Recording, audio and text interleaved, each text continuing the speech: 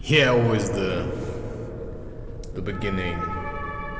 Hey, we're living in a world of terror. You know, ambulance. I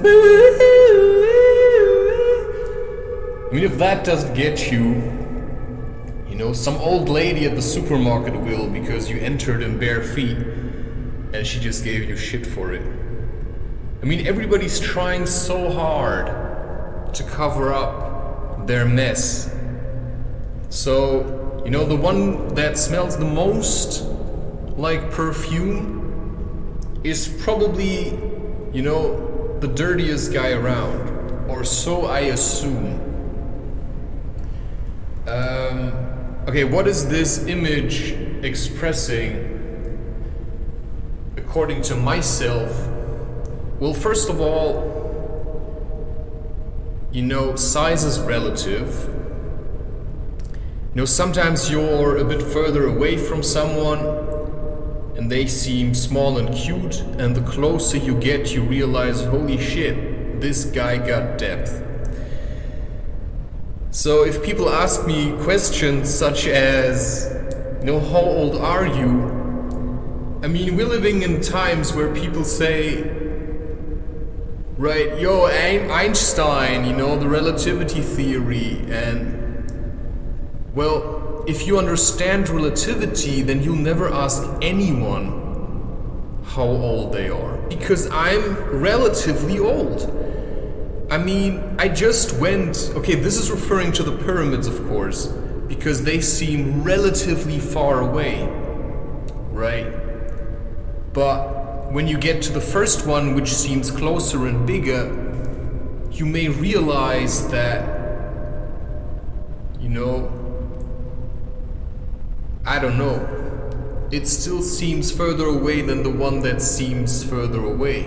Okay, that makes no sense. So now I'm trying to express something with words that I am feeling, and that is really confusing. So what I am trying to express to you now is, okay, explain me this. I just went to the park and I have met there with people and we played a bit of frisbee, and I had this weird feeling, you know, but I felt tough, you know, I felt good, I felt strong, I felt in check. And now explain to me what happened, because I may never understand this, but it has happened before. You know, that somebody pulls out a joint and you're like, okay, I'll join in. And then you have a couple of drags and everything's fine. And suddenly you want to play another round of frisbee, which normally wouldn't be much of a problem. And suddenly this guy, you know, his face turns into this mask of, all I can say to that is the Joker. The mask of the Joker, like his eyes suddenly look like black dots, and it's like crosses over his eyes. He just looks at me, and what could have been a nice round of frisbee turned into a scene of horror. And so explain that to me, please. Right, every day in my life, since I cannot really say when I started to pick up on this, certainly at some point last year, but there's always the darkness. And the more you look at your shadow, the more you're going to wonder what that actually is. And what is it in relation to, you know, the light, what I would call the inner child. So if you look at this image, if you got this far in the recording, all I can say is if you look at this image, what you see is there's like a dark pit, and that's the ocean. And no matter how hot the sun burns, you know, I mean, it will never reach the bottom of the ocean in an instant. Okay, what that means is, you know, it may eventually evaporate all the water, but the water will settle somewhere else.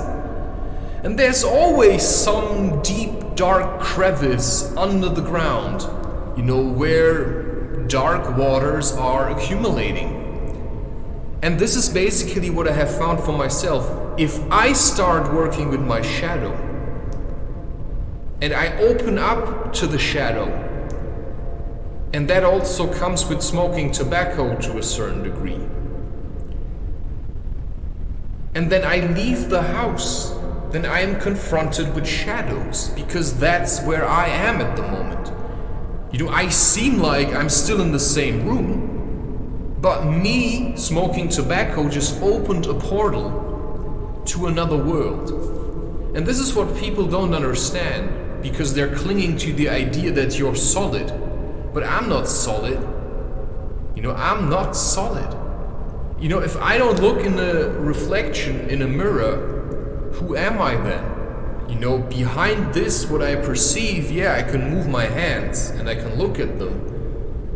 But who am I in all of this? So, I mean, these are questions which are basically tormenting me, urging me to try to find answers and trying to express it in some kind of a way. But I find it nigh on impossible to pin this thing down, because there's always another level. No matter how deep you think you sunk, there is always another trough. I mean, because then you climb back, you're in your apartment, and suddenly I feel like, what just happened? You know, did I just meet the devil? You know, what was this? I mean, I concede with a bit of a sense of humor, but there were other people involved. And I just don't know what it is to them. You know, when I see them again, which eventually might happen, what is this situation to them?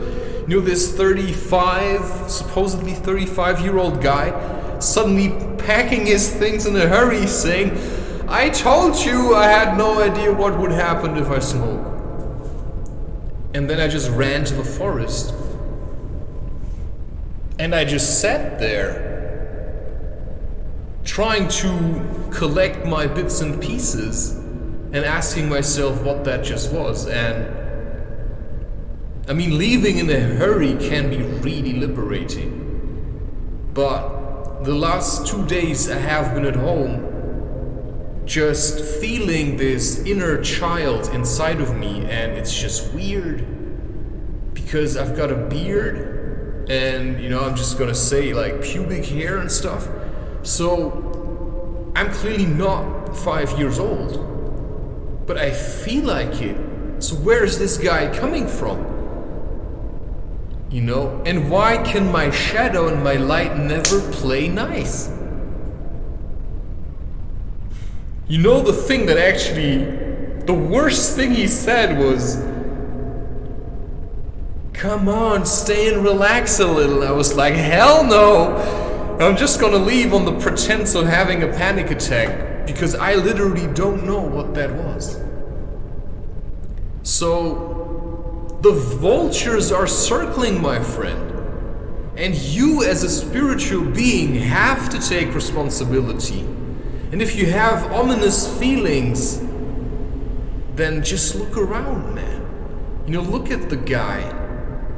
Just look at these people you think are your friends, just for some time.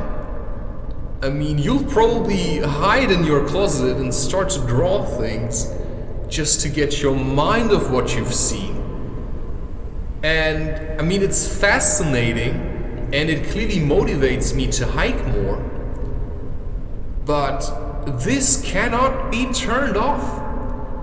If you try to run away from it, it's going to get worse, I can guarantee you that.